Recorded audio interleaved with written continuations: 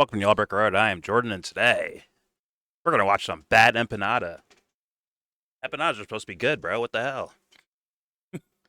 And this is a request, but I don't know exactly what it's about, but I'll read the title here. Sam Seder invites murderer to defend murder. Not murdering is privileged? Okay. Before I get started, don't forget to share, support, hopefully donate to all the links in the description box. Check them out, read them, share them, then donate if you can. And all of that is very much appreciated. Also, please check out the Discord link if you want to join that. We are in that Discord right now. All opinions are welcome. Just nothing pornographic or grotesque. And obviously, everything I show you in this video will be linked in that same description box for you to share with your friends because everyone wants to see a drunk fucking raccoon. Here we go. It happened Saturday in Ashland, and according to social media posts by Hanover County Animal Protection and Shelter, a raccoon broke into the store the night of Black Friday and ransacked several shelves. They have masks, don't they? The animal became intoxicated and passed out in the bathroom. The sleeping raccoon was discovered Saturday morning.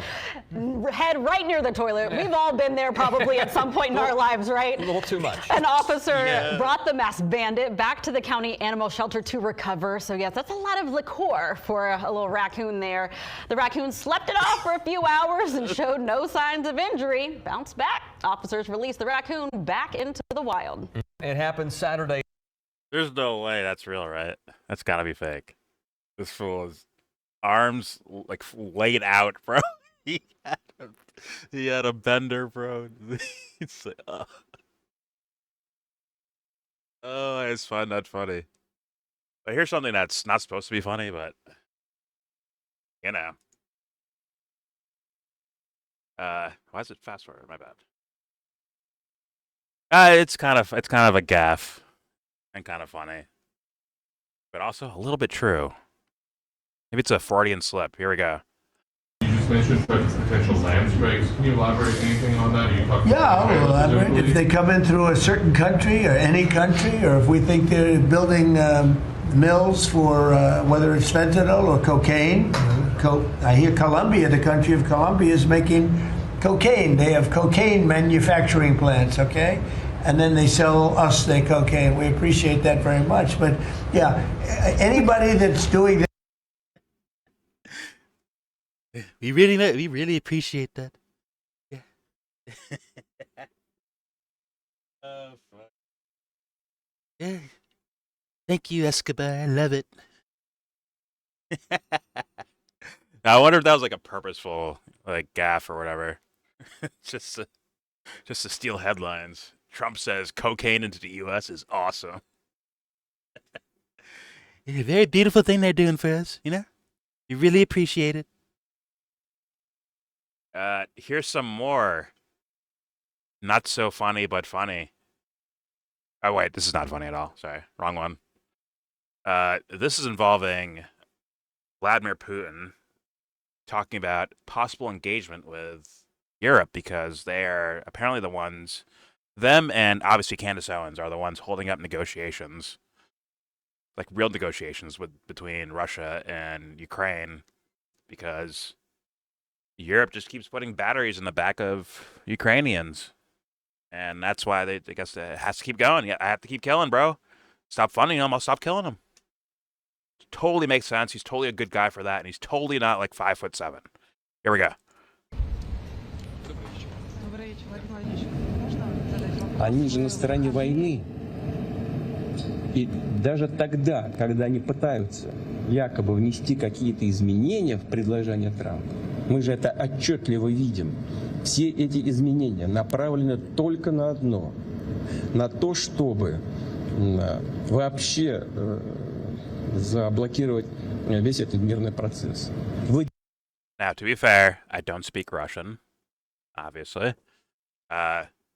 So I can't tell you whether or not this is... This is from the Associated Press. I'm not going to assume anything. Hopefully this is actually translated correctly. All right? Because we've seen incidences in the past where people have been mistranslated to say something extremely vile versus what they actually said. And a lot of it had to do with, mainstream state media apparatuses helping out their teammates to make someone look bad. I remember like Ahmadinejad of Iran, president of Iran, where they seemingly mistranslated the guy to say some wild shit about, I believe it was about the U.S. Or he's like, oh, kill all the Jews or something like that, which I don't think was actually said. But, you know, just saying that, you know, people don't accept everything at face value. But, all right, here we go. Такие требования, которые для России являются абсолютно неприемлемыми, они это понимают, и тем самым свалить потом на Россию сворачивание этого мирного процесса. Вот в чем их цель. Мы это отчетливо видим. Мы не собираемся воевать с Европой, я уже об этом 100 раз сказал. Но если Европа вдруг захочет с нами воевать и начнет, мы готовы прямо сейчас. С Украиной. So, he says direct war with Europe. Yeah, once again, if the translations are correct. Yeah, we're ready for war with Europe. And I'm like, I don't think you are. No one's ready for wars like that on that scale. Right, like as of right now, most of the major powers in the world have been fighting proxy wars, essentially. Even though people want to say, oh, the U.S. is owned by Israel, but let's be honest, the U.S. almost fights through Israel like it's a proxy of theirs, more so than, you know, the other way around. It's because Israel's fighting in fucking Syria, Lebanon, fucking Gaza and West Bank, even though they're just basically mowing down innocent people in Palestine and Palestinian territories. But still, like Lebanon and all this shit and Iran, they look like a proxy. But them directly head on fighting each other, that is World War III, is it not? If, like, once again, the EU moves like a unit, right? If Poland gets attacked by Russia, that means they're all jumping in, most likely, which means the U.S. will jump in at some point. I'm sure they'll come up with some sort of reason to do that as well. Knock off millions from another generation and move on and declare a winner and write the history books as like, yeah, we stopped evil and move on, right? I'm just saying. But he could say, yeah, we're ready for that. I'm sure they are in the sense of they can maintain themselves or maintain their own existence in the midst of a fight. But it will drain your country. It will. Unless you win. All right, here we go. Мы там действуем. Like, if there's a fight there, it's going to fight. The fight's going to go on inside of Russia, right? The U.S. will be in a happy, safe place. Europe will most likely, except for maybe Poland, will be in kind of a safe place. And they'll just fight them from distance. Send people into their areas to fight them versus them leaving there, versus them, like, fighting outside. You know what I'm saying? But, all right, here we go. Хирургическим способом, аккуратненько, так, чтобы, ну, понятно, да? Это не война в прямом современном смысле этого слова. Если Европа вдруг захочет начать с нами войну и начнет ее, то очень можно очень быстро произойти ситуация, при которой нам не с кем будет договариваться.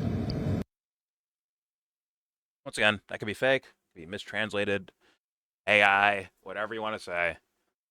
But he's saying, what's up, bitch? You want to fuck with us? We want diplomacy, but if you keep fucking with us, we're going to do something about it. Right? But, okay. Let's move on. And here's the actual comedy I was looking for. Here are some of your favorite content creators as now the press corps at the Pentagon. Here we go. James. Hi, James O'Keefe. Nicholas Terza, branch chief here at the Pentagon, was caught on a video in the spring stating, quote, Trump is illegitimate. We're going to resist him, quote, everything he does.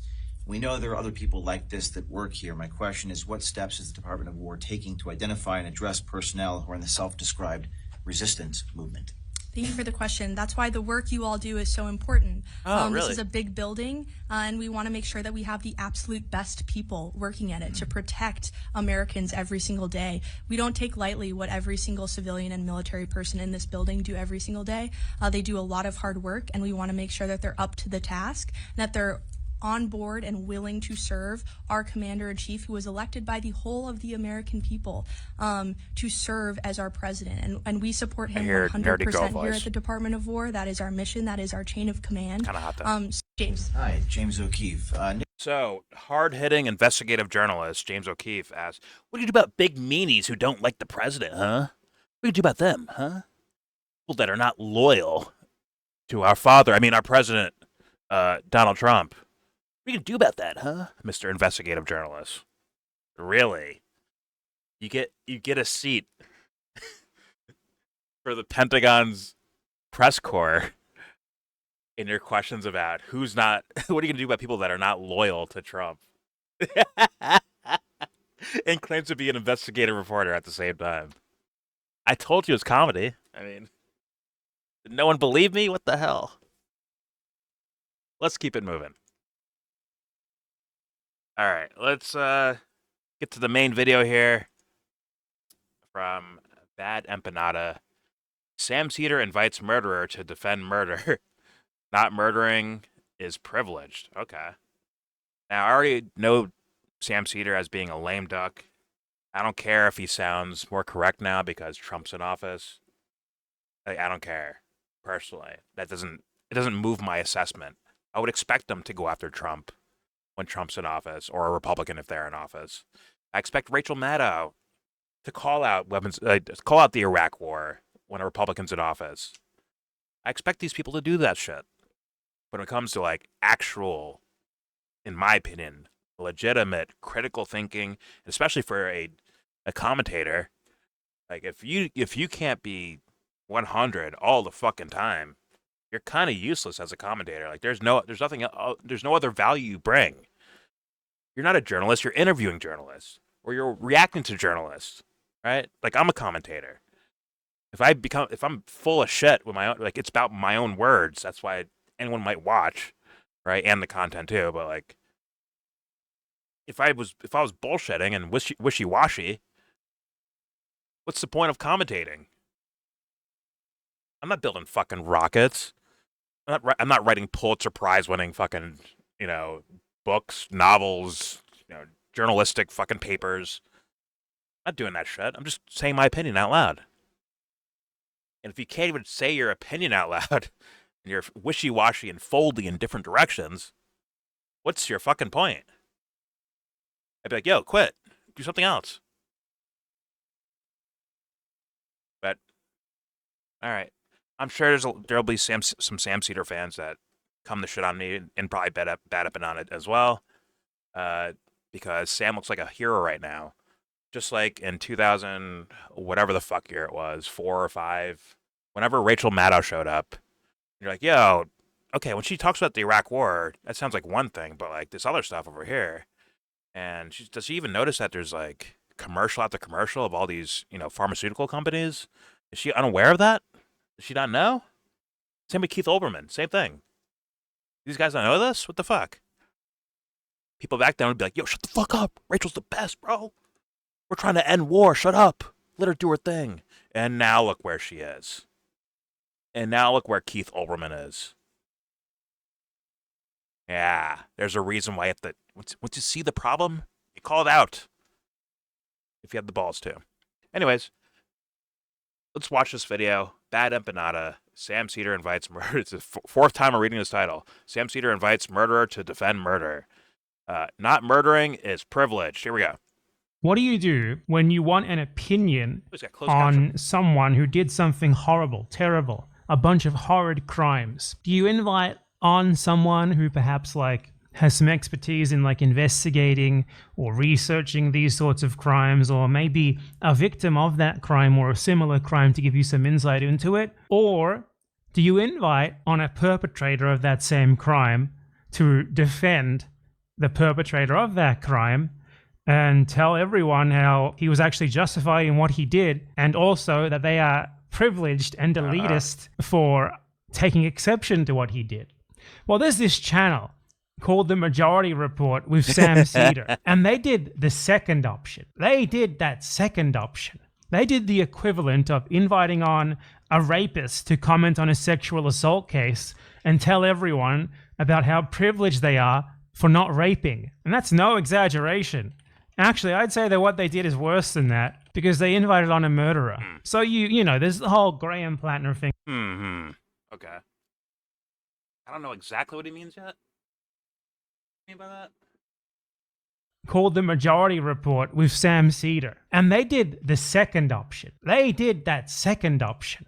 They did the equivalent of inviting on a rapist to comment on a sexual assault case and tell everyone about how privileged they are for not raping. And that's no exaggeration. How privileged Actually, they are for I'd say that what they did is worse than that because they invited on a murderer. Okay. So you know, there's the whole Graham Platner thing right now. Graham Platner did 4 tours with the US military. He's talked about how he enjoyed killing, he loved it, all that sort of thing, you know, all the good stuff. Why did you enlist to the Marine Corps? I've heard he of this said. name. Wanted to have an adventure and kill some people. Joined up in 04, did Fallujah and Ramadi and managed both. Both being he managed to kill some people and have an adventure. Hell of an excellent experience. So Graham Platner is someone who signed up for 4 tours. He kept signing up again and again and again. He just wanted to keep going back. This man is a serial killer, a mass murderer of Iraqis and Afghans who enjoyed murdering these people. He considered it an adventure. He considered it fun.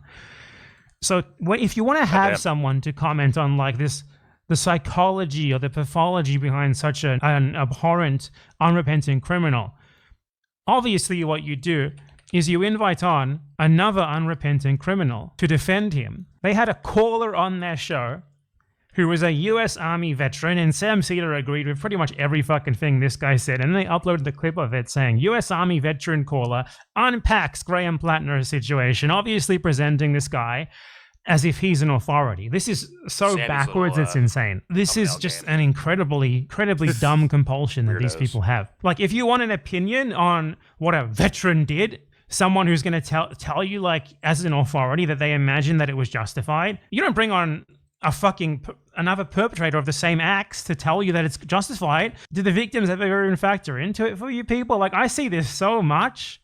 There was a Reddit comment of another guy doing this, and he gets upvoted on like the BreadTube subreddit. Like this guy on here who still fucking calls what he did the global war on terrorism. I'm a global war on terrorism veteran, raised in a super conservative home and went straight into the military after high school. Oh, if you're raised conservative, I guess that's an excuse to mass murder Iraqis and Afghans. You're absolved, dude. And then he said here, I give the guy a good deal of grace and I want to hear his perspective on it all now before writing it off.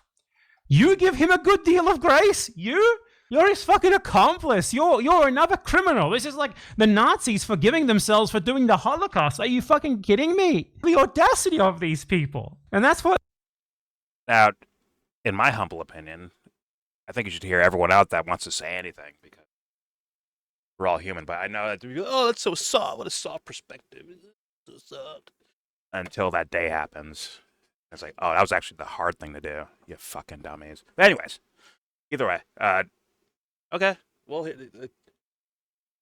now the way this is coming off, I think I've heard the name Graham Platner or whatever the fuck his name is. I think I've heard that name before, but I don't know so much of him. He could be some gun-ho, Jocko Willink style fucking, military commentator. I don't know. He's running for Senate in Maine. Oh, of course he is. And the left is basically uniting around him because he's anti-Israel and his opponent is an 88-year-old with dementia. Fair enough. But there's I haven't looked too much into him, but I've heard evidence that he's not actually anti-war, but he's being branded that way. Of course.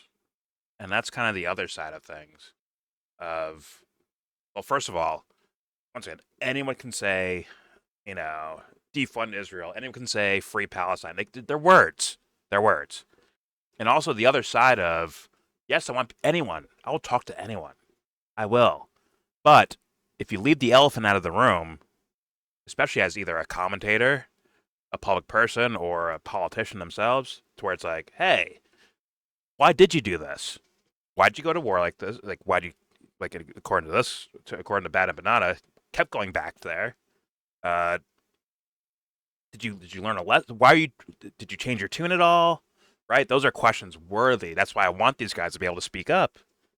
They should be questioned definitely in some form or fashion. If they want to go there, if they want to be adults and go there. If we're gonna do this childlike game of, oh my God, he said fuck Israel, so now I'm gonna like ignore all the problems that could be with the person. It just never works out, man. In my opinion. But once again, I come from that perspective without the idea of strategy. It's more so about, isn't that wrong, guys? That's wrong, right? Especially if you're aware of something about the person. But let's hear. I definitely want to get to this video. I want to hear what the majority report really did. Let's hear it. Here we go. Fucking Sam Seder did here. You would think you would highlight like an Iraqi telling you like the terror of like their homes being raided nightly by Graham Platner and his mates in the U.S. military. That would give you some real perspective. Yeah, but no. Who they chose to highlight is a U.S. Army veteran caller. And you're not going to believe this guy's fucking talking points. Like, I was fucking gobsmacked hearing this shit for the first time. This guy begins. Well, it could be some guy who's also a veteran, right? That was a part of it. But they realized, like, damn, we fucked up. And here's my perspective from the other side, not just glorifying everything that happened. Or like, actually, here's the thing. Like, it takes me to Max Blumenthal interviewing Jordan Goudreau, right? The fucking ex-Green Beret that ended up working for this group called, what's it called? United Globalists or some shit like that, right? And this fool's drawing up plans to coup Venezuela. And he's still gun-ho for it, that guy. But at least we got a sense of confession and a sense of, not remorse. We didn't get remorse. We did not get that. What we got was, here's the real thinking of this person. Not to sit back and glorify it, but for the sake of transparency. Now, the guy could have been lying, but I'm just saying, like, that's what I would think you would want to aim for in an interview, or if you have an opportunity to ask people questions, especially if you're the majority report, right? You might want to do shit like that, right? But all right, let's play here. Here we go. By telling you that Graham Platner's Nazi tattoo, he had no idea what it was. It's just normal to get yourself tattooed with a skull in the military. He actually said here that if you know what a Totenkopf is, you're the real Nazi because you shouldn't know what that means. Just listen to this shit. Notable symbol that's hardly mistakable. He tattooed it on his chest, fully mistaking what it meant, right? Yeah. And still has that tattoo to this day. Not a political guy. I've known the guy for years. I know he's not lying. And so these guys... Like, even in the best case scenario, if they didn't know what these skulls meant, they're still getting themselves tattooed with fucking skulls, right? Like, they're getting themselves tattooed with skulls, symbols of death and destruction, as a memento of what they did in Iraq and Afghanistan. You don't see a problem with that? Not that Platner didn't know what it meant. He did know what it meant. I've been over this before. He's talked about Totenkopfs and shit before on Reddit. So this right here is Graham Platner contributing to a post about a Nazi Totenkopf on Reddit 6 years ago. But the whole thread was about Nazi SF Totenkopf, specifically mentioned by name. And he was participating in this thread while he had one on his chest, okay? The Totenkopf on the dude on the left is a good clue. So he obviously knew what it was. He knew precisely what it fucking was. And then he got it covered up with another like more subtle Nazi symbol. But anyway, this is just hilarious, this guy's reasoning for it. I don't know if you guys remember the Chris Kyle guy. And a lot of times when I see that guy and when I like look back, right, because I didn't know in the time period, but when I look back, you'd see him do like interviews or something like that. He's wearing this like Punisher, like the Marvel Punisher character, like skulls, like type shit on his hat, on a patch on his fucking shirt or some shit like that. And as far as I understand, I believe that guy was over there just murdering people to murder them, to quote unquote break records, longest sniper shot, how many sniper kills can you get, like that type of shit. And he fabricated quite a bit, as far as I understand. At least the stories I've heard from other veterans are like, yo, this guy was a fucking psycho. They've called Jocko Willink a fucking psycho. They've called Tim Kennedy fucking psychos over there trying to like do like glory kills and shit like that. They can go back and tell stories about it. It's like, yo. Now, once again, I'm not someone that just puts every fucking military person like, oh, they're all bad people. I don't do that. But let's just be honest. Just by law of averages, someone might be a fucking psycho amongst those guys. At least a couple, right? You would think. And, you know, it's just sad. Like, there is a lot of, like, this skull iconography. Maybe in one person's mind, it's like, oh, this is just badass looking. But in another person's mind, it's like, yeah, I get a skull for every fucking head I take off, every headshot. Like, you can have cycles like that running around, just being honest. But, all right, let's get back to this. More subtle Nazi symbol. But anyway, this is just hilarious, this guy's reasoning. They come into the army. Like, you invite on a fucking mass murderer to tell us how actually this other mass murderer has never done anything wrong, and mass murdering is good, actually, and anyone who thinks the mass murdering is bad is actually a privileged elitist. Does that seem logical to you? It seems logical to Sam Seder of the Majority Report. You know, Platner joined at 18 in 200003, sometime right after high school. He didn't know that killing was bad. He was only 18 years old. According to him, in 2007, he's in his early 20s. And the idea that, you know, these guys in their early 20s, even now, much less 20 years ago, would have been so brushed up on their Nazi symbolism that if I were to take them into a tattoo parlor, here or abroad, and they walked in and looked at the flash wall and said, is that a Totenkopf? I would have thought you were a Nazi if you did that. If you knew what that was, because that's weird. Sam Seder agrees with that. Sam Seder thinks that if you know what a Totenkopf is, you're Adolf Hitler. Graham Platner clearly knew what it was. Is he Adolf Hitler? Why would you know that? Okay, Adolf, calm down. You know, like, it's insane. This is incredible. Sam Seder just agrees with that 100%. 100%. And also, he literally says 100%. You know, 100%. And he thinks knowing what a Totenkopf is makes you a Nazi, not having one tattooed on your chest. Incredible. I will say this. I had never heard the word Totenkopf before this, and I would not be able, and I probably saw it on uniform. This guy's a political commentator. He doesn't know what a fucking SS Totenkopf is. The SS Totenkopf is like so ubiquitous, so well known, so normal, that it's literally the skull from the Are We the Baddies skit. It is the skull from the fucking Mitchell and Webb Are We the Baddies skit. It's the exact skull that fucking Graham Platner had on his fucking chest. Is that skull right there from this skit. Where? Sam Seder, a 50-year-old, is that skull right there from this skit. Where the fuck was he pointing? On his fucking chest is that skull right there. On his head. Right, on his fucking military hat. Got skull and crossbones, right? I mean, sorry, but like I could see just regular people like, yeah, it looks badass. Let me get one of those. Yeah, the two lightning strike things, like the SS logo thing or the swastika, obviously. I think people would know what the fuck that is. But if you see like a skull and crossbones, I knew nothing. Well, I'll be fair. Maybe I'm just ignorant. I don't have any tattoos. Like not really into them like that. I could see some meathead be like, damn, it looks badass. Let me get one of those.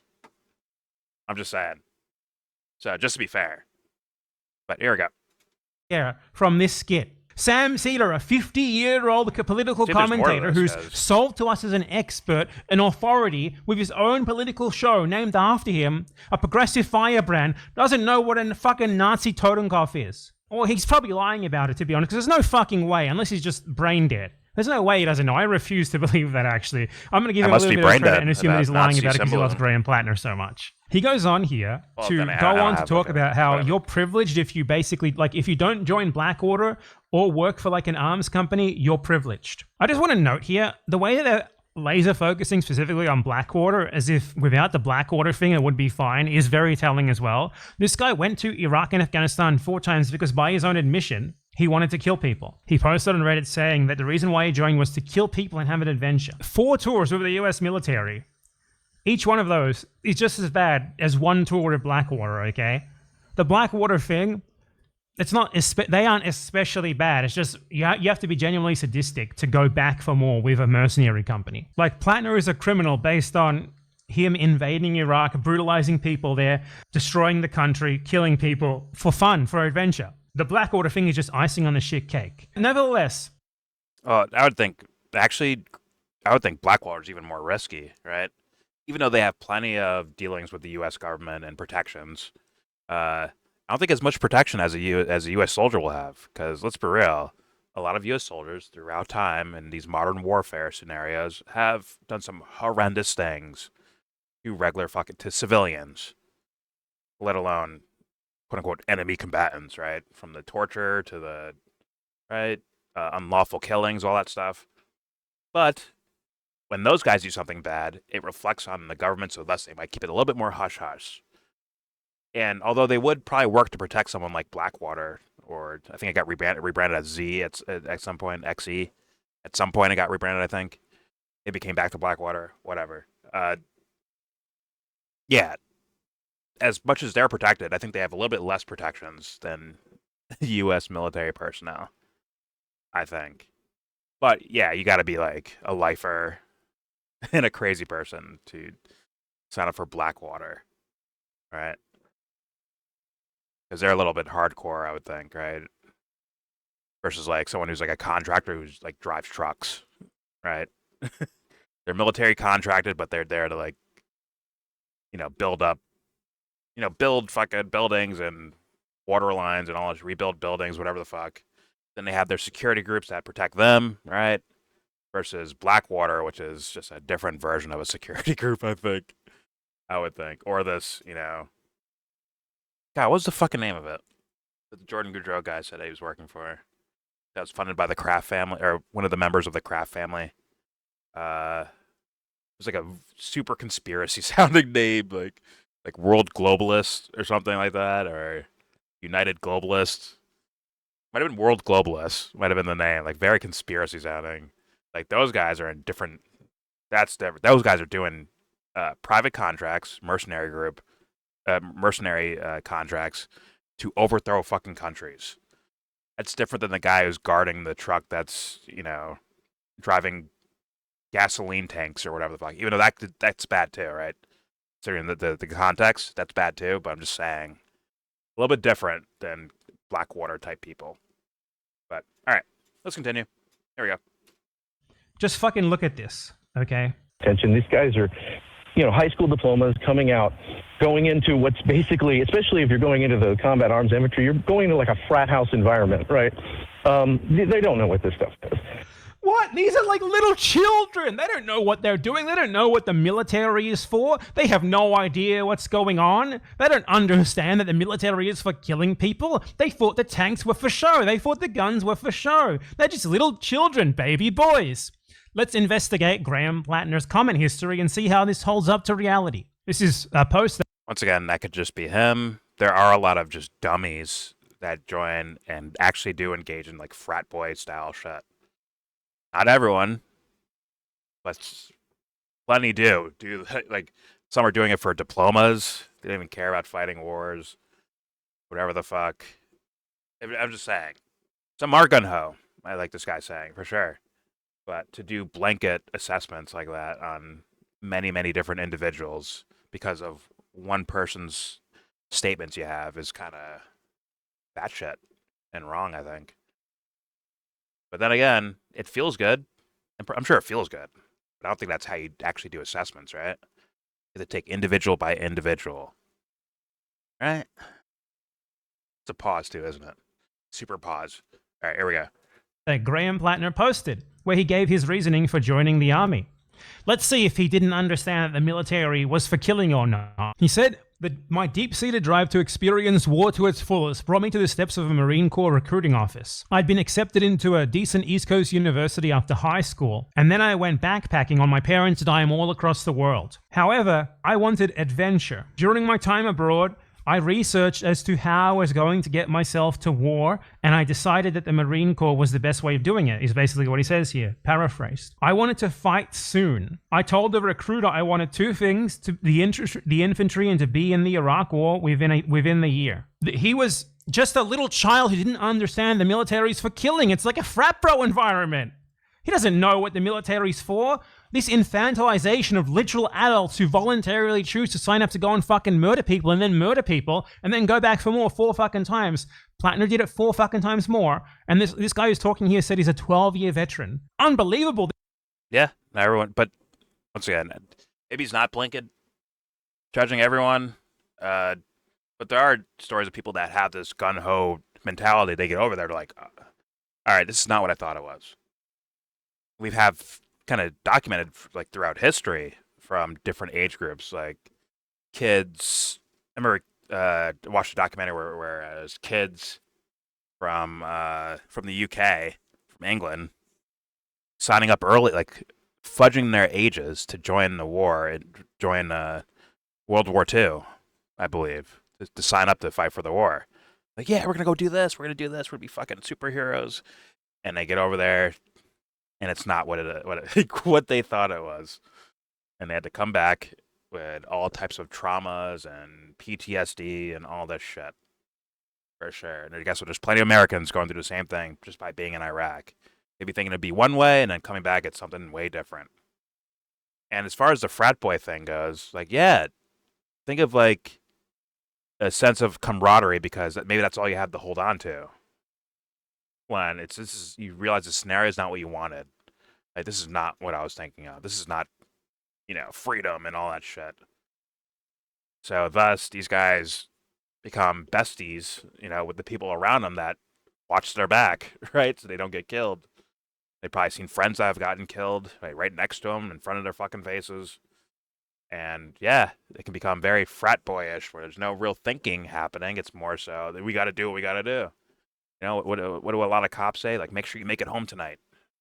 That's a frat boy mentality thing, bro, where it turns into like, these are our brothers. These are our brothers.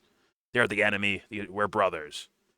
And then they get home and think about it differently when they're not in that type of environment, and maybe they start developing some sad things that keep them up at night, things of why they can't engage in relationships with other people the way they used to.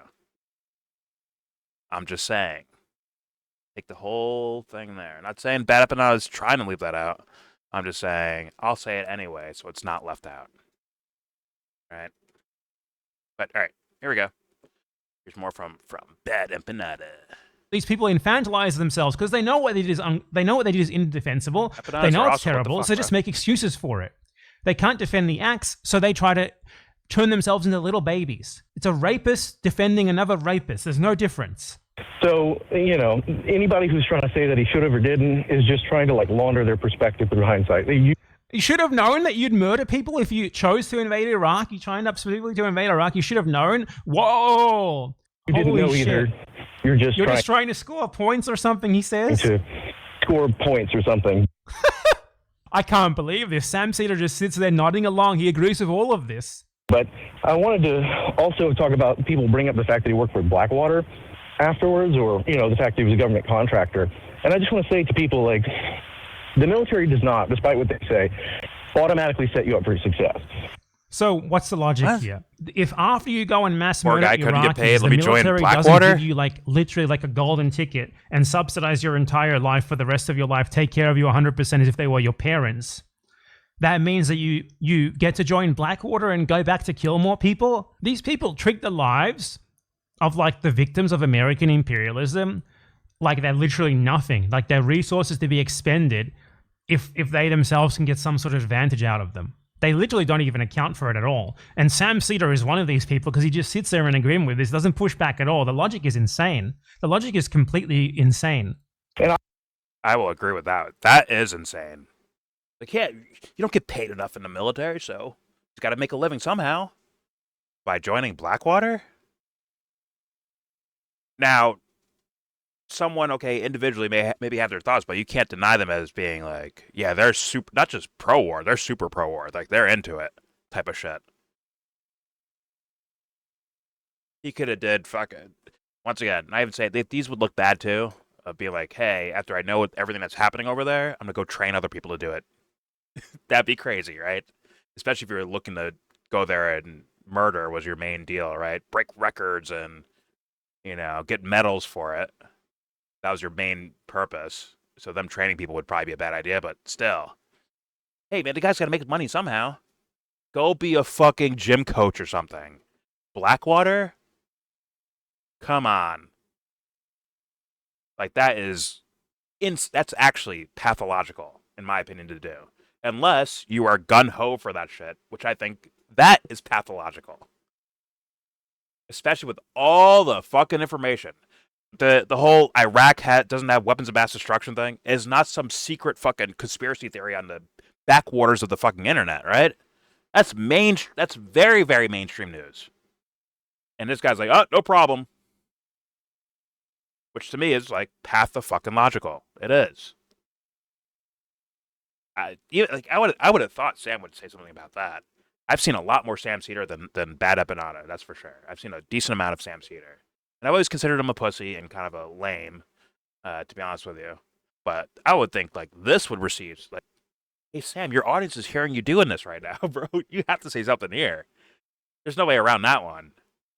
He needs to make some money. Let me go join Blackwater. You have to have pushback for that one, Sam, right?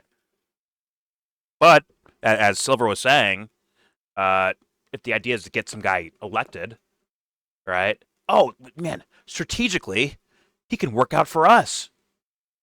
Where you turn your conscience off, you turn your fucking brain off, and you say, yeah, go vote for him.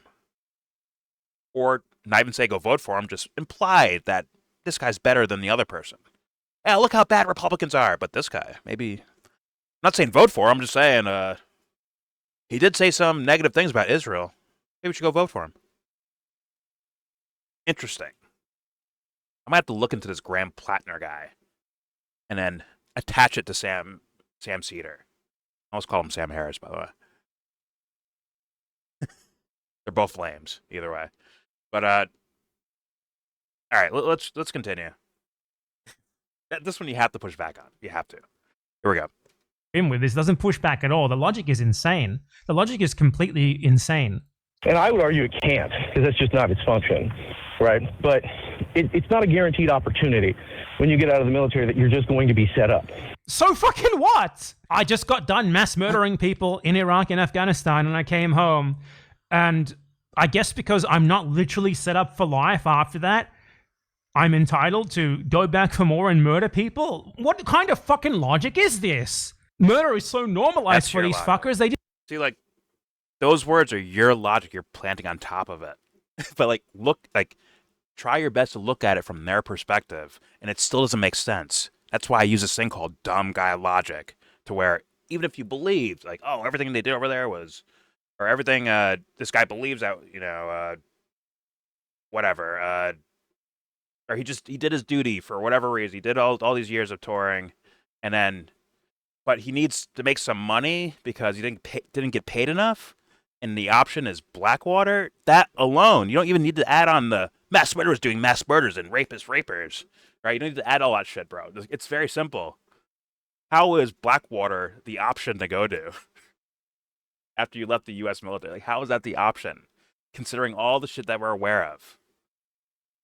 All right? And I bet if you got to ask that, instead of like, hey, how does it feel being a murderer? I mean, granted, I don't dive too much into strategy. I'm just saying, like, that's what it looked weird, right? Anyways, how dare you criticize me? All right, here we go. Just don't even flinch at this explanation. And especially so for these guys in combat arms, because, Brian may remember this. There's a program in the Army where you go in and put your skills in, and it's supposed to pop out a list based on your skills you earned in the military of all the jobs you could possibly do when you get out. And so I watched a guy who was a combat arms guy put it in, the thing, and the list popped out, manager at McDonald's. And there's nothing wrong, I want to state, with being a manager at McDonald's at all, period. End of story. But if you're given the choice, like I'm going to go make $15 or $20 an hour being a manager at McDonald's, or I'm going to take a $130,000 cush office job with benefits at Northrop Grumman, what choice are you making, right? And maybe you wouldn't make that choice. Maybe you'd make that choice on principle, but you're making that choice out of privilege. Did you hear that? I'd like to describe what we just heard this man say. It is privileged if you would not take a job at Blackwater to be a mercenary killing people, or like an American arms company that manufactures bombs to kill Palestinians, for example, in the genocide going on there. It's privileged to not take that job. If you wouldn't take that job because you think you're above working at McDonald's or something, you're privileged. That's what this guy said. The goal here is insane. Privileged? This guy is someone who spent 12 years massacring Afghans and Iraqis for a paycheck. He considered killing them his right. He considered killing them something that he has a right to do to get ahead. And now he's arguing that once he's done doing that, he also has a right, just because the government isn't taking care for him as if they were his parents after that, he also has a right to then take a job to kill them more for Blackwater, or to help make bombs killing them and people like them. And if you think that's abhorrent and disgusting, you're privileged. You're privileged. You're privileged.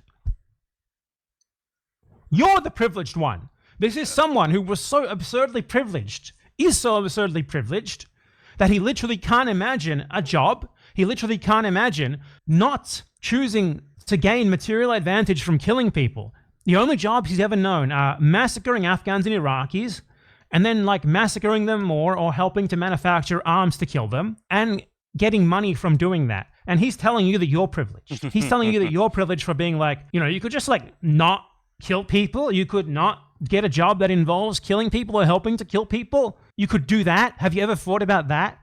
And he's like, don't you fools get fucking benefits? Don't you get fucking... You can go to college again and do something else, right? It's like, we're in debt if we do that, aren't we? Like regular people?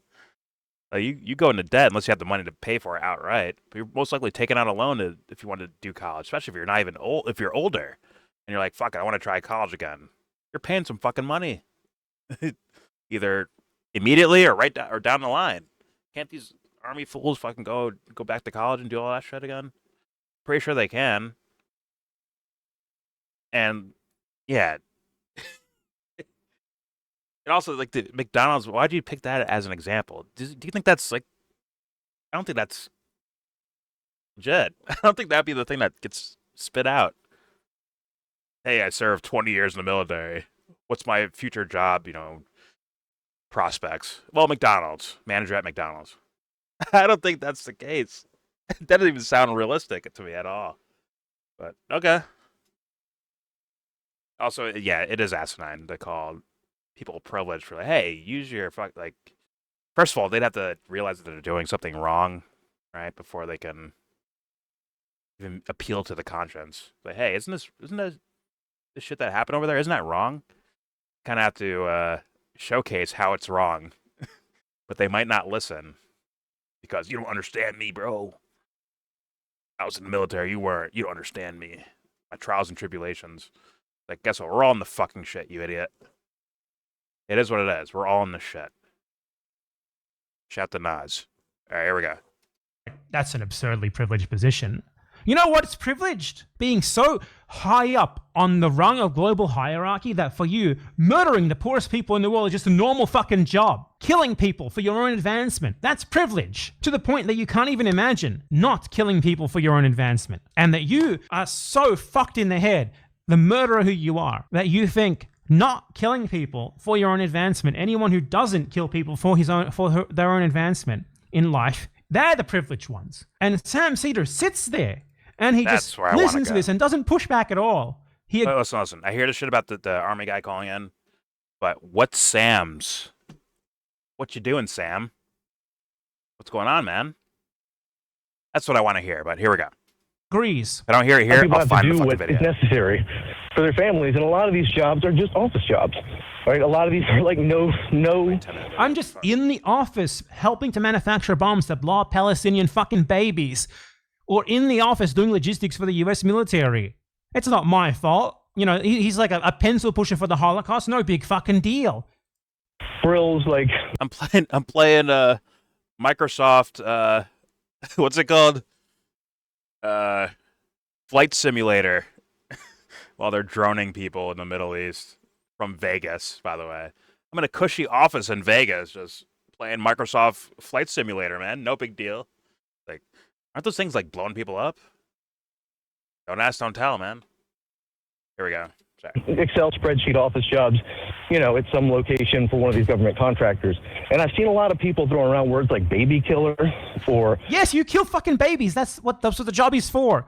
You're throwing around words for like baby killer to describe me, someone whose literal job it was voluntarily to kill babies for 12 fucking years. Yes, abso-fucking-lutely. War criminal regarding this issue. Yes, that's what you are.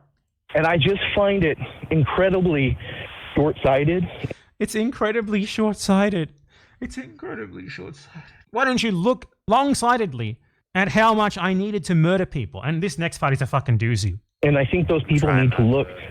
I'm trying not to pause it so much. I'm trying to get to anything from Sam Seder. He is he a fucking painting at this point? He's just sitting there. But, I mean, once again, in 2025, this is not going to be a popular take, but yes, I will treat everyone with fucking humanity and empathy. I don't care. I get it, guys. No, but these guys are baby killers, man. Like, okay, go do your thing, man. Go scream in the streets somewhere. I'm going to handle things my way. And no, that's not me being tricked. It's me being me. You don't have to agree with me. You don't have to believe me. You don't have to follow. I definitely don't want any fucking followers. But that's the way I handle things. 100%. So I'm sure BadEmpanada like, this guy doesn't know what he's talking about. Baby killers, man. Baby killers. I get it. But I must empathize with everyone. Doesn't mean I let anyone get away with something. That'd be an absolute misnomer thing about me. But it is what it is. Like, it's not going to sound good. Like, I've had these discussions before where like, you're not going hard enough on these people. And it's like, I'm doing everything I can. And I mean everything I can. Maybe I'm not doing everything you want me to do, but I'm doing everything I can. I'm just saying, it's just a vibe I get from some of these political motherfuckers, bro. And I'm like, man, I want these people to have spiritual fucking backbones, but I don't fucking see it, bro. I see politics, and more politics. I'm like, good luck. All right, here we go. Once again, how do you know if this caller is full-blown psychopathic? I just want to murder, kill, versus someone who got tricked into it, conditioned by it. If I skip over the actual diagnosis of why they behave the way they behave, if I skip over that, guess what? You're liable to be doing something that's just as harmful that person's doing, in one form or another. But I know it's 2025. It's a scary thought. We don't want to think about shit like that. Let's keep it moving. Here we go. It's incredibly short-sighted. Why don't you look long-sightedly at how much I needed to murder people? And this next part is a fucking doozy. And I think those people need to look at how veterans played critical roles in, like, not only anti-war movement, but also the civil rights movement. That's fucking hilarious. You don't play a critical role in anything, for one. You just murdered people. Like, you had to go and murder those people so that later you could feel bad about it and protest against it ineffectually in the US, and no one should ever judge you for it? What a fucking absurd notion. Oh. You could have just not murdered people, and you could, like, not murder people. Like, why are you even invoking this? Like, you're defending working for Blackwater or fucking Northrop Grumman or whatever it is. There have been people have done that, they call it, like, the arms manufacturer. That are well known. You're defending that now, and you're like, activists I can help manufacture bombs to blow up Palestinian children, and also play a critical role in the anti-war movement. What anti-war movement? There's never been a single anti-war movement in the US proper that has ever done anything against our wars. The anti-war movement is people fighting against you and yours. Scum like you invading their countries. What the fuck is this shit? Had to earn in combat, probably killing people, throwing them on the steps. Like, you're going to get in between those people because they've killed people and say, actually, we don't want you here? Yes, actually, yes. You mass murder voluntarily for the fucking empire for 12 years or 4 tours. That's 12 years for this guy, 4 tours for Graham Platner. Yeah, we don't fucking want you here. That's what you say to a murderer. It's what you say to a rapist. It's what you say to anyone who's done these unforgivable fucking horrible crimes and who's still defending them to this very day, as you are. We don't want you here. Fuck yes. And we especially don't want you in leadership positions. Come hang out with YellBro. This is what happens when you invite on a criminal to defend another criminal who did the exact same crime. Of course he's going to defend it and excuse literally everything. What an absurd premise for a video. Sam Seder just sits there and agrees with all of it. Let's look at this. I thought it was a call-in show. I mean, I'm sure they have some form of screening, but they may not know the guy's exact experience of military or his entire military experience. So I thought it was like a call-in show, like a radio show. Like they randomly call in. Like, oh, you're a U.S. veteran? Yeah, and here's what I gotta say. Right? I thought it was more like that than invited guest. Although the other guy would be that, right? the Graham Platner guy. But yeah, sure. Once again, BadEmpanada guy. You can say like you can have those beliefs. Yeah, get out of here. We don't want you. You can come hang out with YellBro though. You can come hang out with me. Now you might get shit on, right? I don't care how many medals you have. I don't care how many people you've killed or not killed. It's not gonna move me. But you can come talk to me if you want. All opinions welcome. Just, you might get wrecked by several people. Pause. Sounds like an orgy almost. Pause. Yeah. But I guess stay away from BadEmpanada because the manly man fighting the Empire guy. All right, here we go. Let's look at this. This party's hilarious. Sam Seder is just blatantly lying here. They're really actually interested and invested in what was in his Reddit. They would know at this point, or they should know, that he wrote that his time in the military radicalized him. No, here's what he wrote. He joined the military because he wanted to kill people. He specifically wanted to kill people. He was privileged. His parents paid for him to go to university. Then they paid for him to go to like Europe and Africa as a backpacker, and he came back and decided, I still want to join the military. I have a free ticket through life from my rich parents. I still want to join the military. What else? He posted in 2021, late 2021, he posted that he would still be in the military if he could. If I could have just stayed in a gun section but had the opportunity to still gain promotions, I would like to still be in the Marine Corps. This is what he said. This is November 2021. All after this he was for the supposedly Democratic radicalized Party, against Sam? the military. Sam Seder is just such a fucking blatant liar for this guy. He's a Democrat, right? It's got to be. Because even if it's a Republican saying, I don't like Israel, it's not good enough for Sam Seder. You have to actually be party supported. Have to be on the Democratic side. Otherwise, yeah, not happening. You're not getting Sam Seder's support. Is. Okay. Because just my history of Sam Seder, there's no fucking chance. You'd be like, oh my God, this Republican guy, go support him. It's not happening. So, just as predicted, I was just talking to Ed about this. Trump's popularity is nosediving, seemingly. And here comes the other team that they look pretty good when they're criticizing Trump, but now when they start supporting people, now they look like the full of shit devil worshippers that the other team is, or appears to be. All right, Sammy boy. Here we go. I need to do a lot more Sam Seder videos. I really should be. But here we go. He posted here saying that if he could have gotten promoted but remained in combat, stayed killing people, he would still be in the Marine Corps today. This guy was radicalized against war. He was radicalized against what he was doing. He thinks it's wrong. And then here he is saying that he would still be there if only the military didn't eventually remove him from combat after he got promoted to too high of a rank. He would still fucking be there killing people today. So I've said enough here.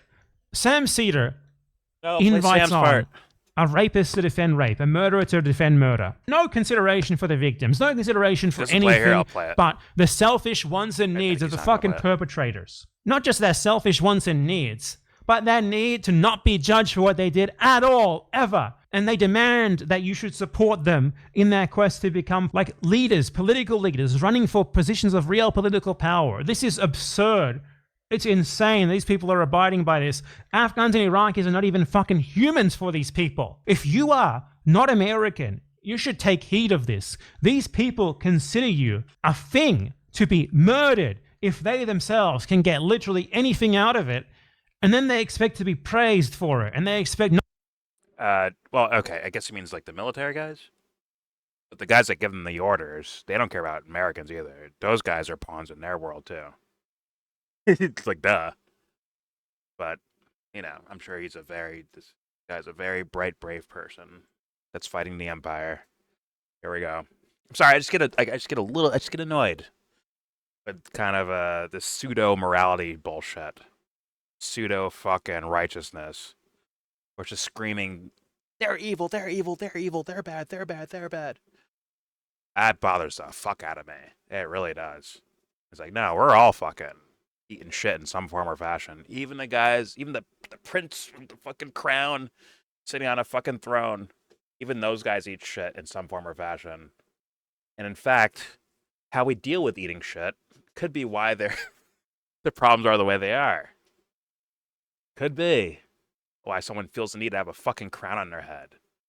And maybe if I took some, once again, poor person in the middle of Iraq with nothing to their name and switched places with them and that fucking crown, that person with the crown, what happens if they behave the same way? You say, oh no, wait. They're the bad guys over there. No, wait.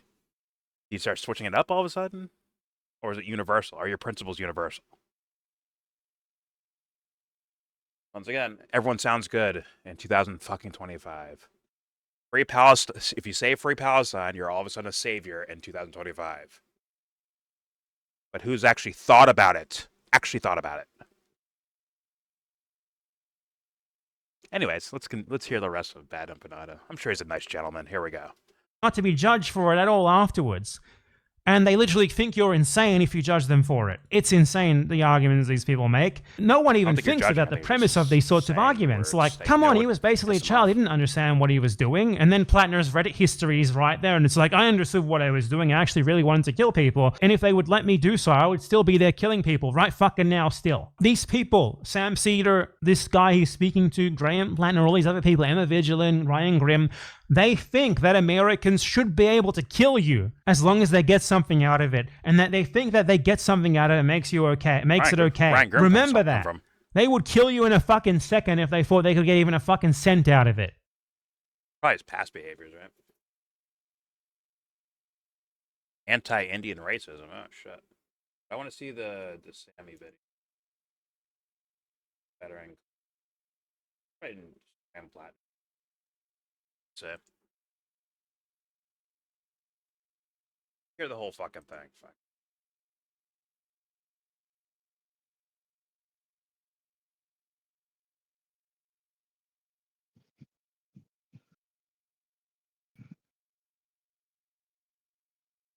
Hopefully I spelled that right. Okay. There we go. Who's this? Where are you calling from? My name's Eric from the Bay. I'm just calling because I wanted to talk about... Bay. We just cut it in half. Most replayed. I feel like right here. I think we'll catch. The war movement, but also the civil rights movement. And to say that all these veterans, especially looking back at like Vietnam, all these guys that marched to the Capitol steps and threw their medals they would have had to earn in combat, probably killing people, throwing them on the steps, like you're going to get in between those people because they've killed people and say, actually, we don't want you here, you know? Like, you're not going to give people an opportunity. You're not going to give this highly motivated, highly organized group of people that, honestly, we should be harnessing their... I'd be like, hey, did you actually learn anything?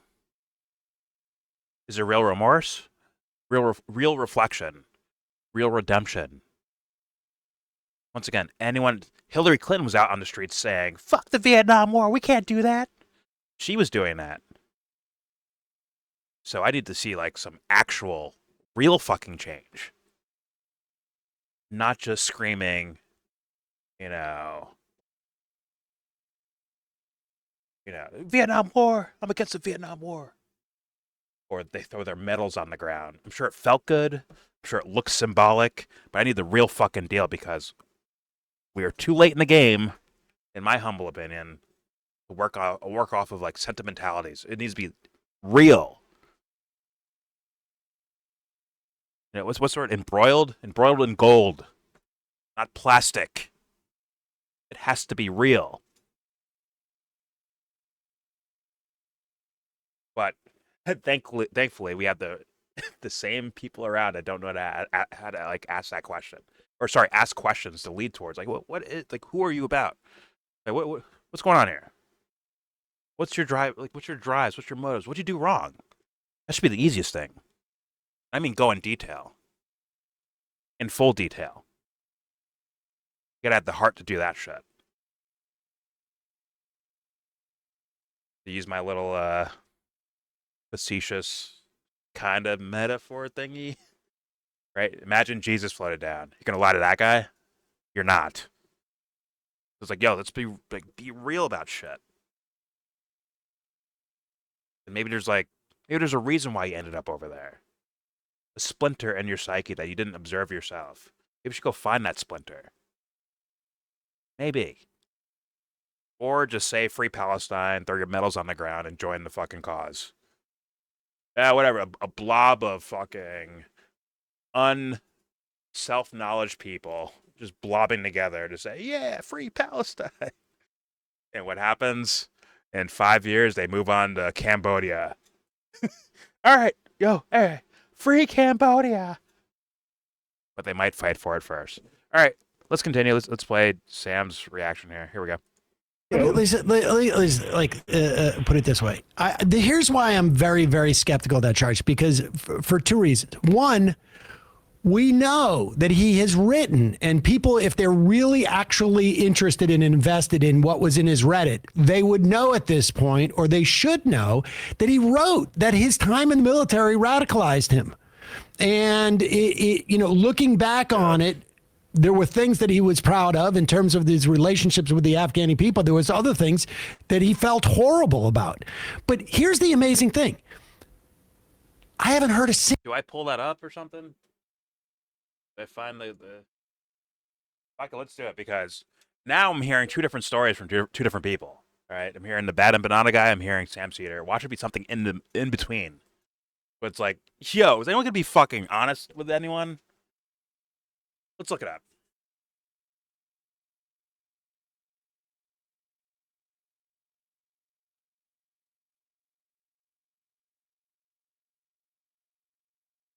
Let me find this shit.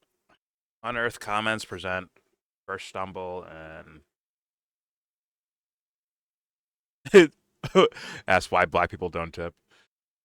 So I guess there's more to it than just this kind of war ideas.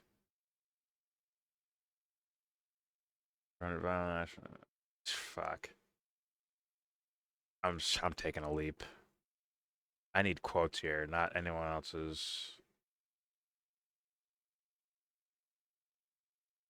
Okay, probably find it. Video, blah, blah, blah. Our answer race, reported, open. Main public, reporting. Local critic of establishment politicians. Where's the fucking... Run her subsite. Where's the fucking thing at? Did it BadEmpanada fucking... For sure he linked it, right? Of course he fucking did it. This motherfucker, bro. Did I see his search bar? Like, what'd you look up? Should I join the Marines?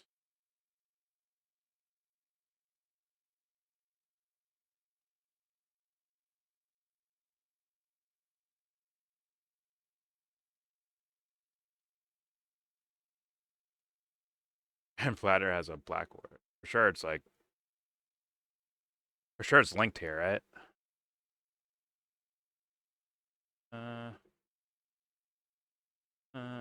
Sorry guys for like a... This is the problem when you don't watch things before you do videos on them. Where like things are in there, you don't even know what the fuck it is.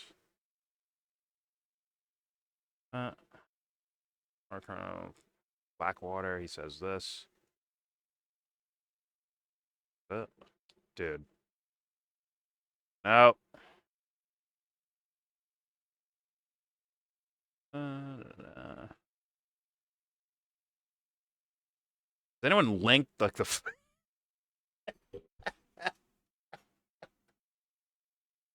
They would fucking like link the things that they're looking at like ever. In Sam's fucking video?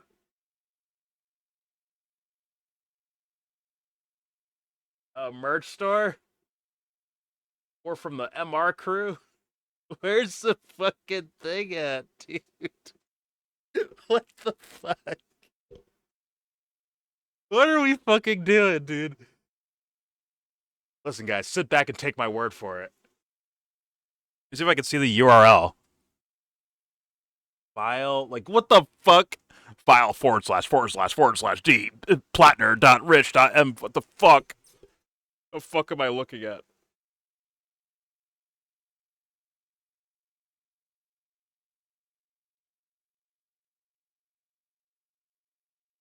Oh my god. It's the same thing, right? Or is this one different?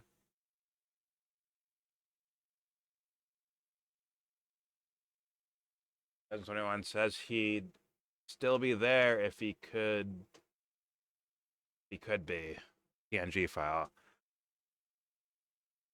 So he's screenshots of it. Oh my fucking god. What are we fucking doing anymore? Once again, I'm lazy as fuck when it comes to posting things, like posting like links for things or sources. But this is ridiculous. Like, the fuck? Oh, you looking for sources? These guys delete the browser history after the video is done.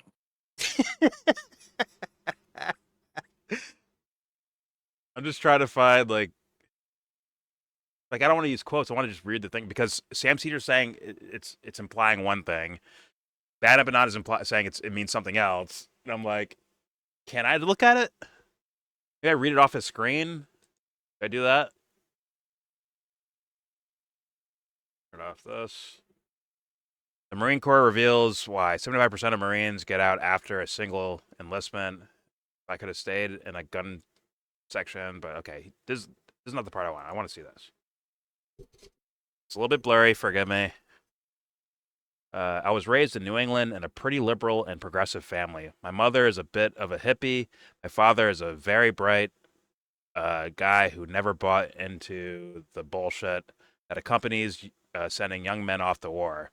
He became a teacher during Vietnam to avoid the draft and imbued in me a sense of cynicism when it comes to why wars are fought. However, for as long as I can remember, I wanted to be a professional soldier. For many years, I have tried to come up with an explanation as to why, but have always drawn a blank. It was simply what I was destined to do. Now, you see how that's not good enough off rip, right? Oh, that's not good enough. I don't know. Why are you a soldier? I don't know. Destiny? What's destiny? I don't know. What are you asking, bro? Stop asking questions, bro. I'm just saying. Let's keep reading. As a kid, I just liked playing war. When I got a little older, into high school, I became a very boisterous reader of all things combat related and developed a much deeper need to experience war for myself. Oddly, I was also pretty politically active, which led to my protesting the Iraq War before it kicked off. I found myself fighting in Fallujah within 2 years. The irony. I don't think that's irony. I think that's just someone that doesn't know themselves. If true, right? If this is all true, it's someone that just doesn't even know themselves. They're floating in the fucking wind, and the world is saying, be this, no, be this, no, be this, now be this, now do this. Which are, once again, for me personally, although could be innocent, right?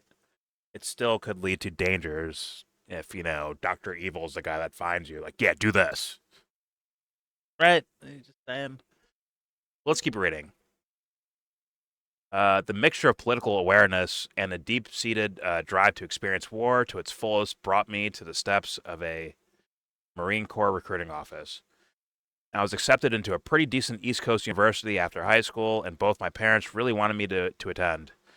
Knowing, but not fully understanding, my need to put on a uniform, they tried to get me to go to school first and then take a commission. Instead, I deferred a year and went backpacking around Europe and North Africa, attempting to quote-unquote find myself. I guess he failed. After 6 months, which is like, once again, that's a cliche thing. I got to pack my bags, go to the mountains of Fiji, and understand the world now. It's like, no. not necessarily how you have to do that. It's a little like cliche, right? Whatever. Okay. After 6 months, I still felt as devoid of adventure as I had when I left. Devoid of adventure. Okay. So I returned to the States. During my time abroad, I had continued my research as to how I was going to get myself to war. Does that even make sense to anyone? Like, is that like a how can I get to war? As like a social experiment? As like an existential experiment? Like where I need maybe I need to see war in order to understand whether I actually like it or not. Is it like on that level? Okay. I bounced between the army, the Ranger Regiment, and even flirted with the idea of running off to France to join the Legion. Shout to Candace Owens. But the more I read, the more I felt the Marine Corps was the place for me. Although known as knuckle-dragging, brainwash murderers, the history of the Marine Corps instead represented a service that was known for its outside-the-box thinking as well as aggression. Men like Hardhead, Hannikin, Smedley Butler, and Brute Krulak were much more the warrior intellectuals than I wanted to be. Or that I wanted to be, okay. The Marine Corps history was full of small bushfire wars, quite similar to what I saw as our near Marshall future. Marshall? Yeah, Marshall future, in which the Corps had acquitted itself admirably. On top of all this, the Marine Corps also has one hell of a reputation as a hardcore fighting force. If I was going to fight, I was going to do it with the best. I have a whole thing blocked off here. That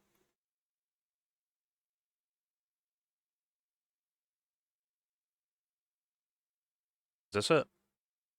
450. Nice.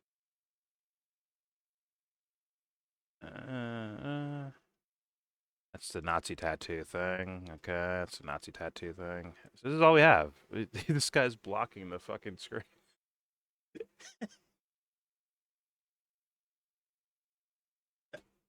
What the fuck are we doing? What are we actually doing? There'd be so much context left out. I also wanted to fight soon. Getting a commission would have required a degree and almost 2 years of training, and I was making this decision winter of 03 to 04, when Iraq was just beginning to look like the intense insurgency it was to become. There's gun-ho for fighting in a war.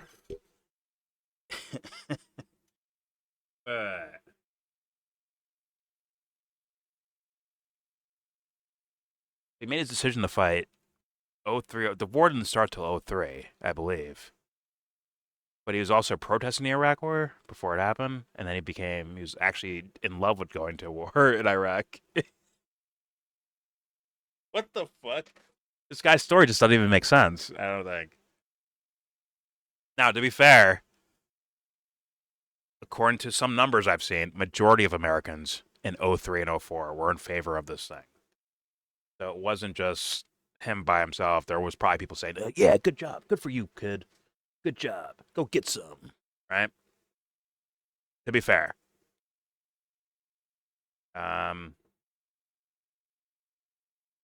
Like, I've been waiting for my war. Like, that's crazy, bro. This screams, to me, it screams Tim Kennedy. Tim Kennedy, Jocko Willink. It screams that. Of, like, celebrity army person. That's what it screams, more so than, I just love killing. I'm a mass murdering. I love killing.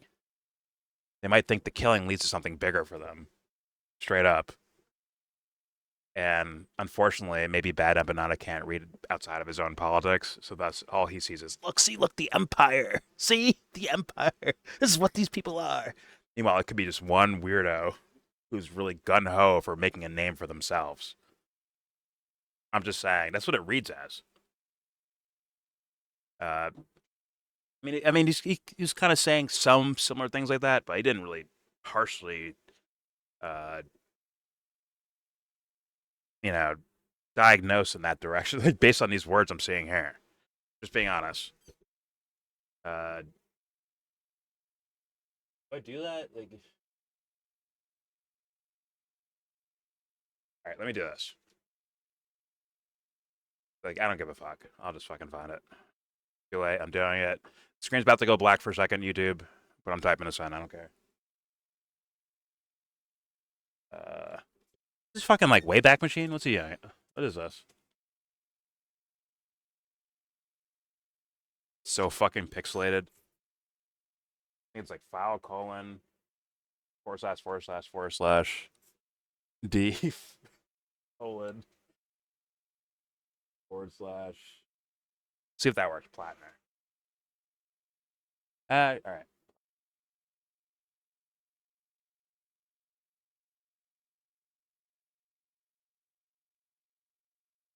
Unless it's like, is this like his own fucking drive or something?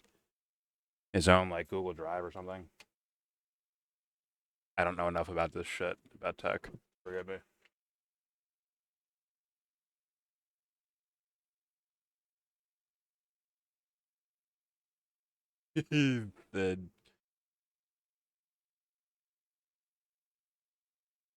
Then join for probably his own fuck.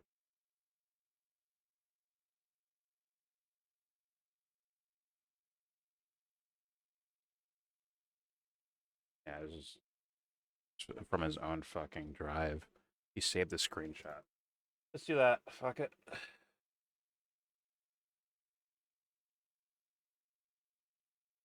Actually, probably the easy answer to do.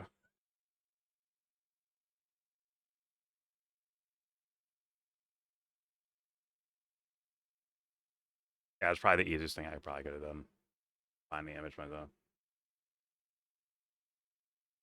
Oh my god, you fuckface.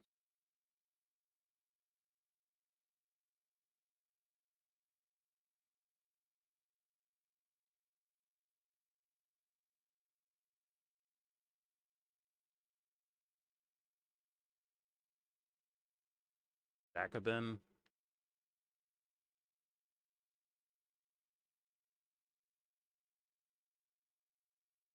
Oh my fuck.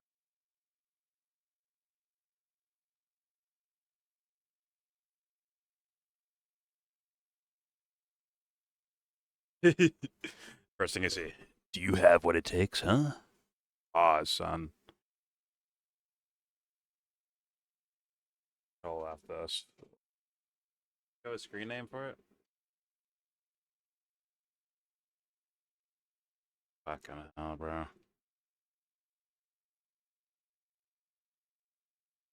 No, I did that wrong. I did that right. Oh my god, why the fuck?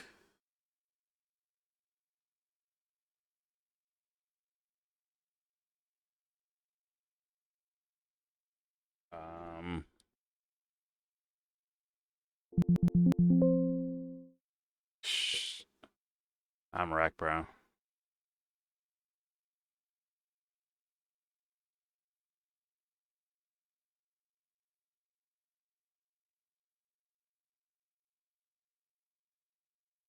Why are there so many kids going to Reddit to find out if they should join the Marines or not? What the fuck are we in? He's horrendous. Alright, I'm like borderline giving up here.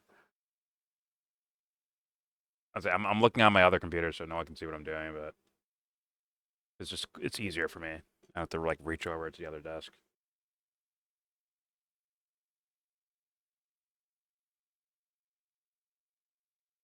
And black.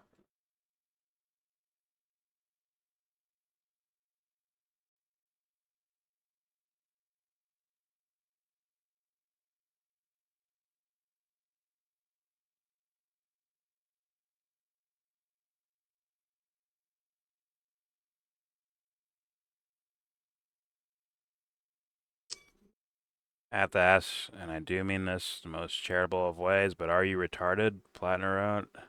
We should have the eat the pain because you cunts in Massachusetts couldn't act like adults. Fuck off and die. Leave Maine out of your capitalist fantasies. Capitalist fantasies. Far left. And this isn't it either, man.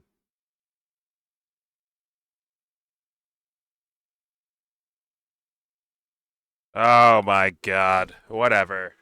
I have ceased to care so much. What the fuck? Just fucking post it where you fucking found it. Does he say it? Does he say it? What? These are like little children. They don't know what they're doing. They don't know what the military is for. They have no He's just idea what's asserting things going without on. letting us see They it don't ourselves. understand that the military is for killing people. They thought the tanks were for show. They thought the guns were for show. They're just little children, baby boys. Let's investigate Graham Platner's comment history and see how this holds up to reality. This is a post that Graham Platner posted. There's comment history. Name? Is that his name or pull push? Is this the website? Okay. Username P Hustle. Is that his name? Is that Platner's name?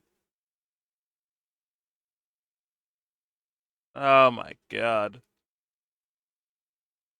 We have to do that now? Fucking weird ass search engine.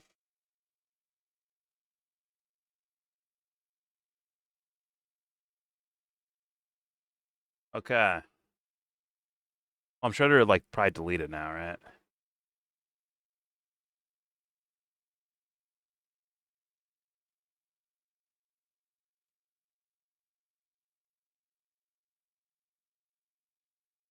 Yeah, these guys have screenshots.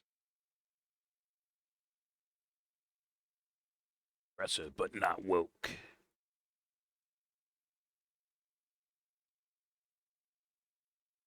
Yeah, I'll show this. Yeah. Fuck it.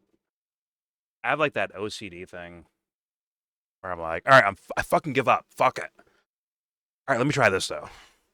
I can't help but do that, bro. That's what it is. Yeah, just saying my DMs to myself. Go fuck yourself, YouTube.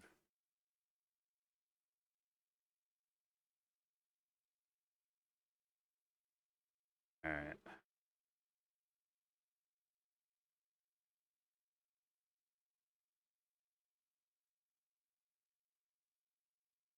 See what this is.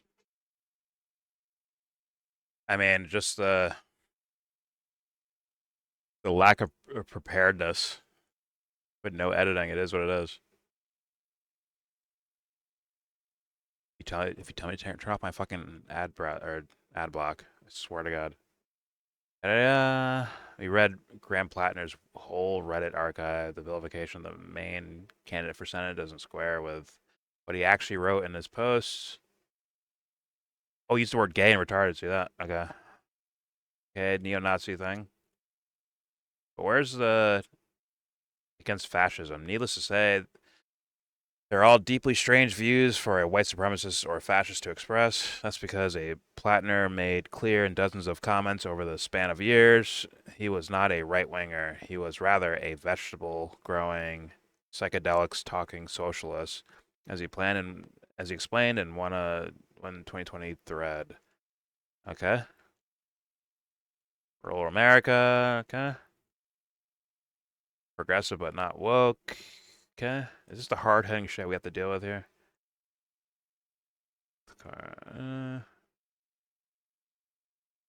He said very similar things about the enlisted side, and I think you guys are spot on in an odd way, because enlisted men have less power institutionally. They actually have more power personally. Sure, some homophobic ass clown redneck might give you shit, but if you're a lance and are good at your job, nobody will give a shit. But okay. Okay, leave. Back up. Thank you. Vietnamdas again?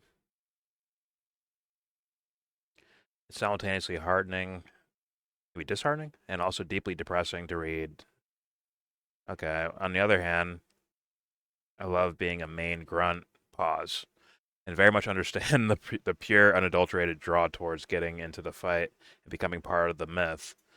It's what makes Marines highly effective in extremely violent situations, and I will always love that about our culture, to see aggression and will to fight still there brings me great pride. Okay. On the other hand, I did my time fighting nasty brawls in nasty cities in Al-Anbar, and years later, know the feelings of sadness, loss, and futility, and have fought so hard for utterly pointless reasons. Dead friends, guilt, the feeling of alienation from the society that asks so much of us for so little purpose.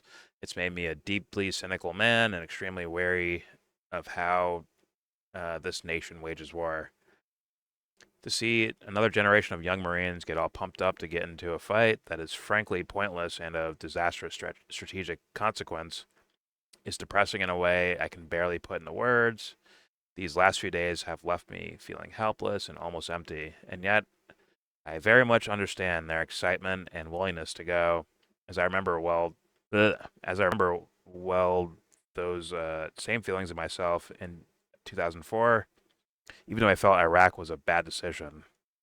And I also know that if the fight is going to come, that culture of aggression and violence will make them successful in the brutish close action fights they'll find themselves in.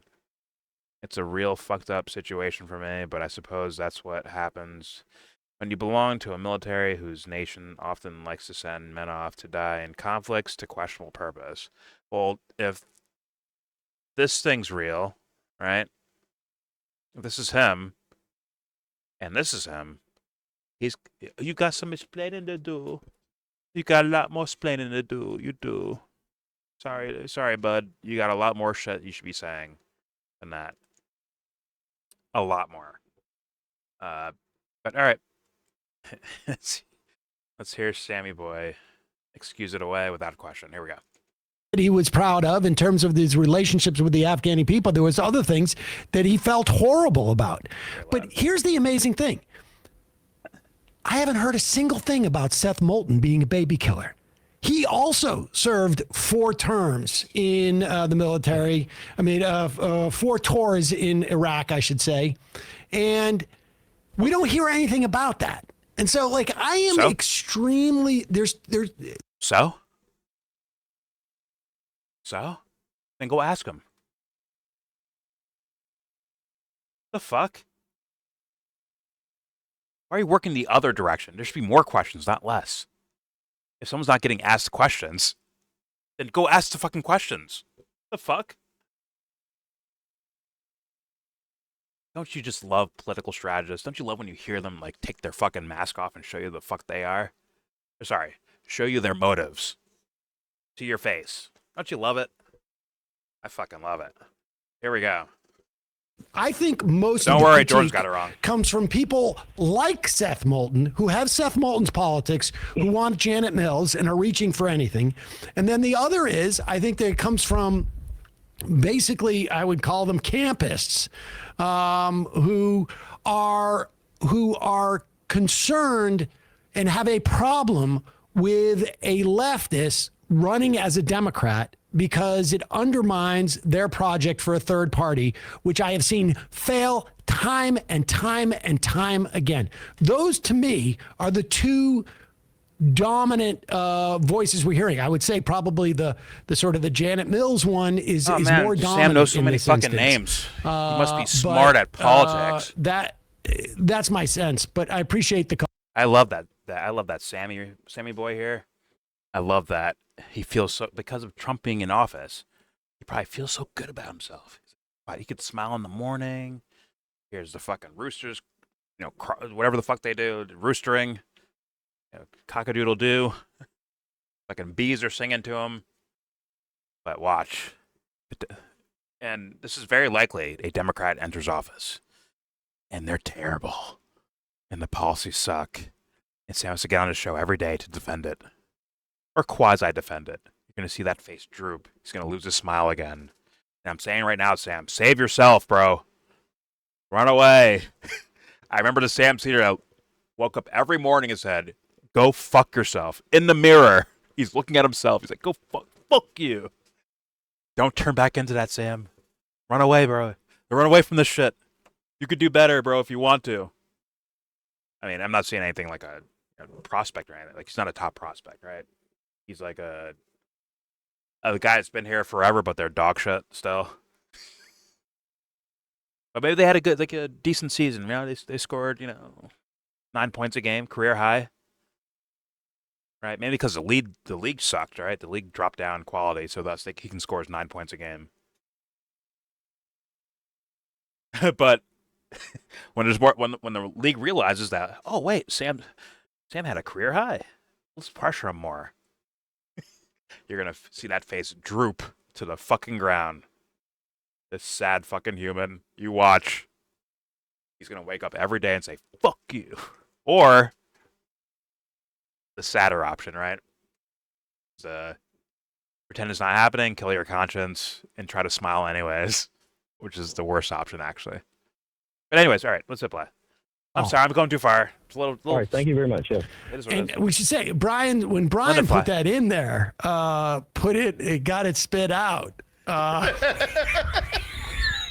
Came out of the military. What do you think it said? That's a crazy pause. Said, producer, you've got some time, but eventually, that's a crazy if pause. things go well, you'll be at the majority report.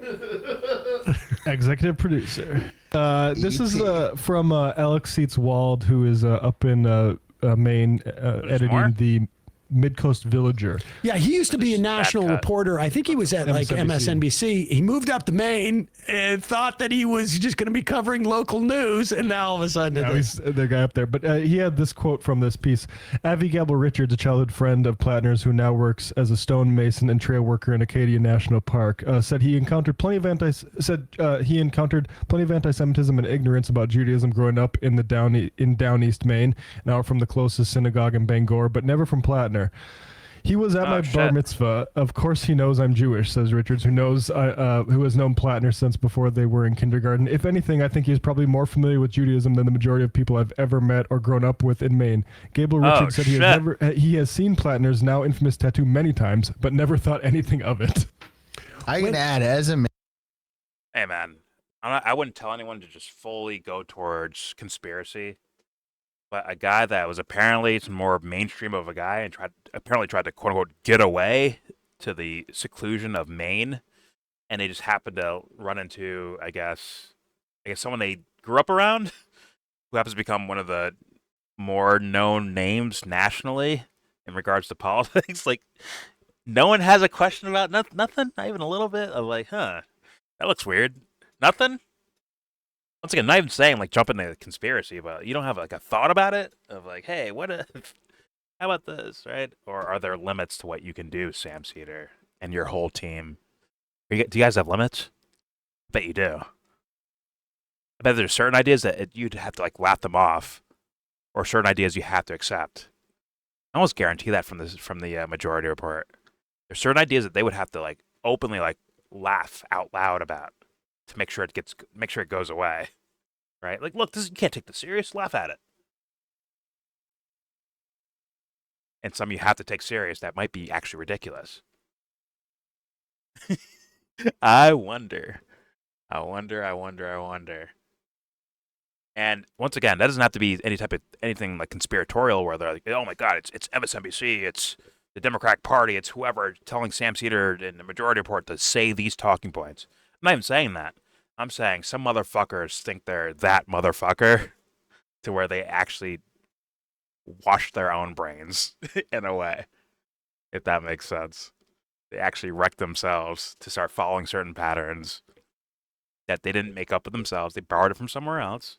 Kind of a mentality thing. Oh, if you see this, laugh at it. That can happen, guys. I'm just saying. And that's me being fair to Sam. For why I've seen such idiot things from this guy for over years. Just that. But all right, here we go. Mainer, we moved to it's Georgia. Like people can't be lames. Like, between it's okay. 8th and 9th grade, and that was the first time I met a Jewish person. So, there you go. And was it awkward when you were looking for the horns? I was freaked out, man. Hair stood up on the back of your neck. Did they go,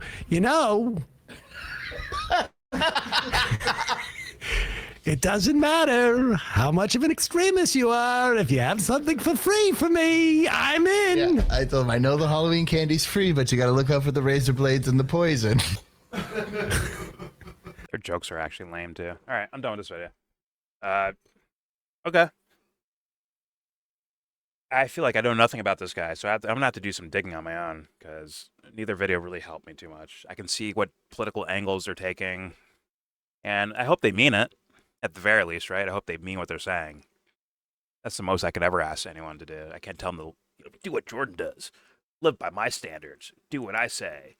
Like, no, live by your own standards. Just be real about it. That's all. That's all I can ask for.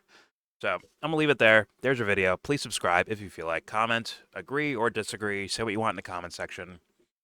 I'm sure if a BadEmpanada fan sees this, they'll be like, shut up, fuck you. I'm sure if a Sam Seder fan sees this, they'll be like, shut the fuck up. I'm sure if a Graham Platner guy who I just heard of now, but read some of his alleged words, sure they'll tell me to go fuck myself too.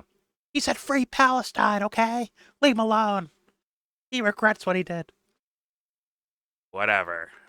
Either way, let it fly. Tell me how dumb I am. Also, don't forget to share, support, hopefully donate to all the links in the description box. Also, please check out the Discord link if you want to join that. All opinions are welcome. I literally mean all opinions are welcome. It's not a joke. It's not hyperbole.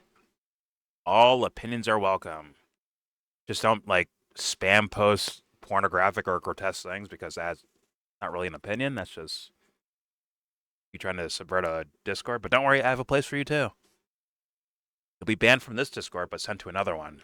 A secret magical Discord where you can be as childish as you want. Okay. We have layers for this. And obviously everything I show you will be linked in that same description box for you to look at on your own.